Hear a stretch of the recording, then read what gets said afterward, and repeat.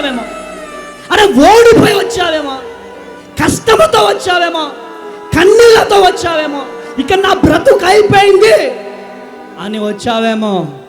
1 రాజుల గ్రంథం 19:4 చదవండి ఒకసారి. తాను ఒక దిన ప్రయాణము అరణ్యములోనికి పోయి ఒక బదరీ వృక్షము కింద కూర్చుండి మరణాపేక్ష గలవాడై, యెహోవా, నా పితరుల కంటే నేను ఎక్కువ వాడను కాను, ఇంత మట్టుకు చాలయ్యా, నా ప్రాణము తీసుకొనుము అని ప్రార్థన చేశాను. పరిచర్య నా వల్ల కాదు, హల్లెలూయా, ఈ పరిచర్య నా వల్ల కాదని డిప్రెషన్ లో ఉన్నాడు. ఎవరు?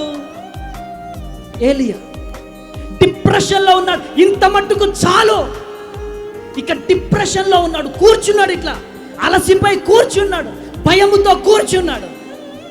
చిన్నగా 19వ అధ్యాయం 5 నుంచి 8 వరకు ముందుగా ఆహారం పంపించాడు దేవుడు.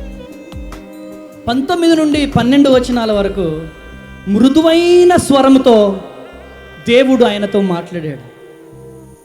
19వ అధ్యాయం 15 నుంచి 16 వచనాలలో అతనికి అలసటలోనే కొత్త బాధ్యతలు ఇచ్చాడు. కొట్టు గట్టిగా చెప్పడం.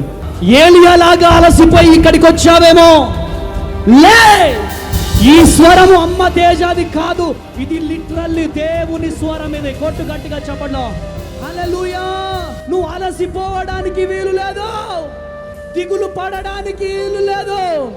లే లే ప్రియ సేవకుడా, ప్రియ విశ్వాసే, నువ్వు అలసిపోవడానికి రాలే, చరిత్ర సృష్టించడానికి వచ్చావు. కొట్టు గట్టిగా చెప్పలో.